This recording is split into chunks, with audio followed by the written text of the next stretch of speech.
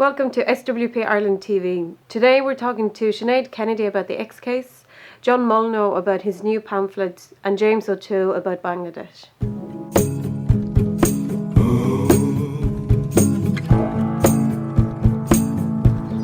I'm here with Sinead Kennedy from Action on X. So Sinead, following last week's inquest into the death of Savita Halappanavar, what do you think the Savita case shows about abortion laws in Ireland? I think the Savita case shows the tragic reality of abortion laws in Ireland. A woman is now dead directly as a direct result of the abortion laws in this country. Even the medical profession have been quite unequivocal about this. Dr. Peter Boylan, who's a leading obstetrician in this country, has repeatedly said at the inquest and in subsequent media interviews that if Savita had access to a termination on Monday or on the Monday or Tuesday, she would be alive today. But unfortunately that wasn't available to her, and the reason it wasn't available is because Irish law makes a ridiculous distinction between a woman's health and a woman's life.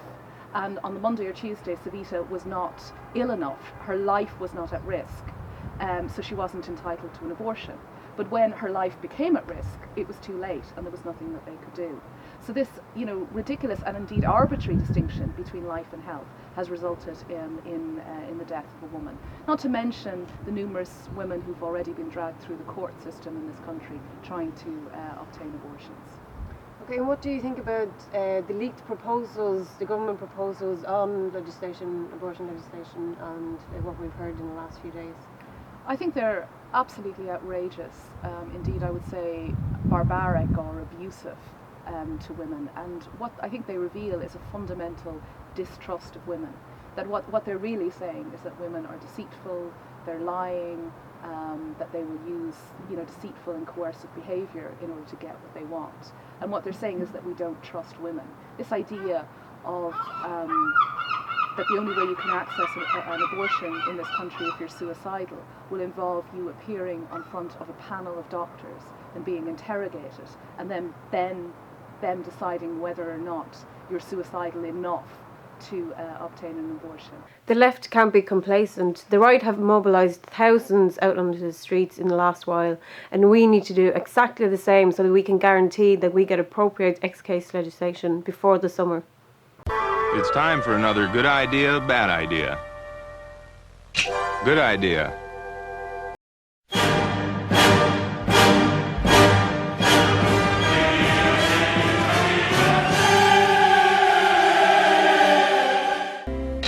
Bad idea.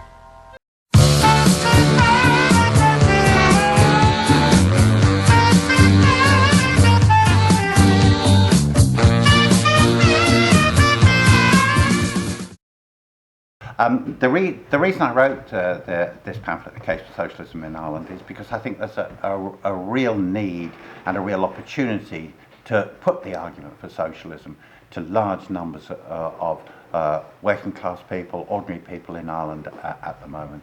I think there's three main elements to putting the argument for socialism. The first is that the present system is rotten and needs changing. The second is that the change needs to be a socialist change, and the third is that we can actually do it.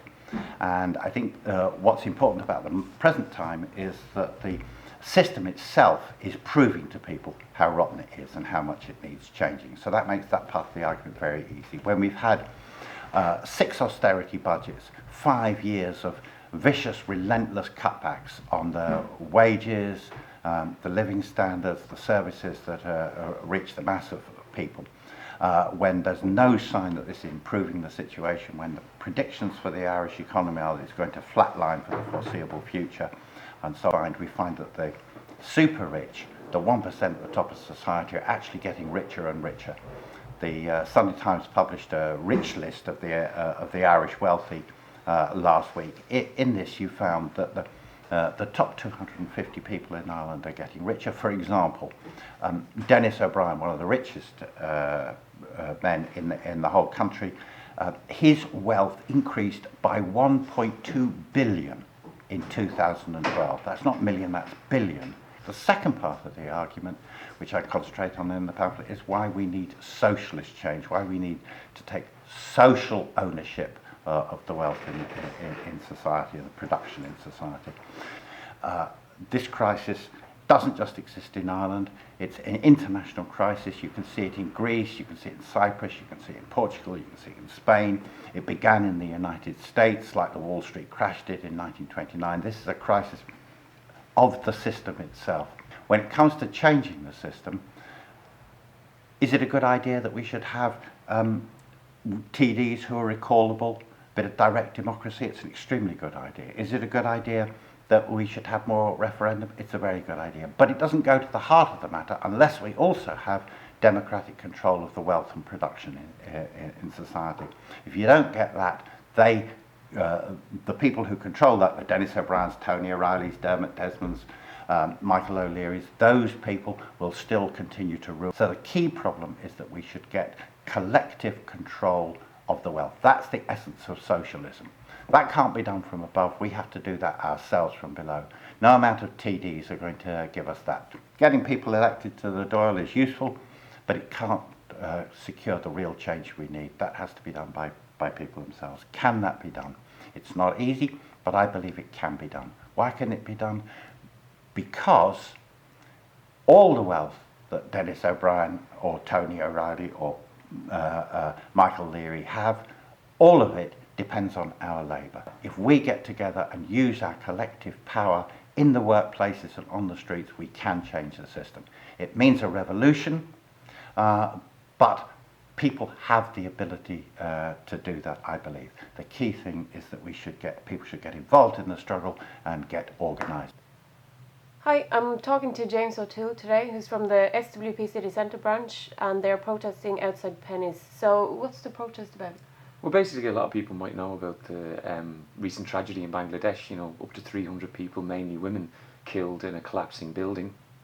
You know, the owner of the building was a local politician who had put 2 floors on the building and used his political clout in the area to basically crowd as many workers in as possible. You know, build 2 floors without planning permission. The workers noticed cracks in the building. The building was evacuated, and yet they were forced back in. One of the workers' quote was just saying that, you know, the managers threatened us with sticks if we didn't go back to work. And so now, you know, this terrible, tragic loss of life. But what a lot of people are only now realising is that there's a connection between high street stores, or, you know, shops that dominate our high streets like, you know, Penny's, Walmart. Their clothing is now found in the rubble, and that, you know, it turns out that this building is a sweatshop, you know, where people work in terrible conditions to make the clothing that, you know, then ends up, you know, hanging on shelves in Penny's and other high street stores. Can you tell me a little bit more about the garment industry in Bangladesh? Yeah, well, the garment industry in Bangladesh represents about 80% of their exports, so it's hugely important.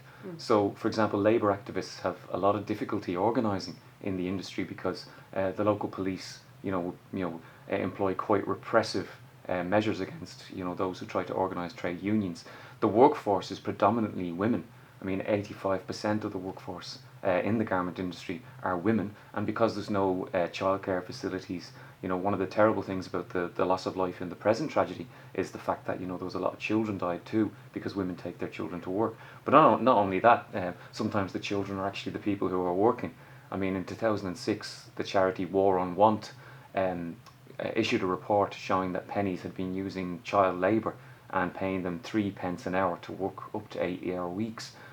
You see, some people would say that this is partly the consumer's fault in terms of they actually go and buy clothes in these shops. So, but I think you take a different view. So, well, I mean, you know, workers here are having their income cut, you know, all the time. People's welfare and wages are falling. You know, if people want to go buy a T-shirt or a pair of jeans, you know, I have no choice as to which companies dominate the high street clothing. It's not my decision to beat women and children back into a collapsing building. And to be honest, I mean, Penny's themselves have to bear responsibility for this, because, you know, Penny's parent company, Associated British Foods, posted record profits last year, you know, up to 1 billion. So it's really, the essence of the matter is that this is about class exploitation. And I think that that's why we're protesting, because it's about workers here standing in solidarity with working class people.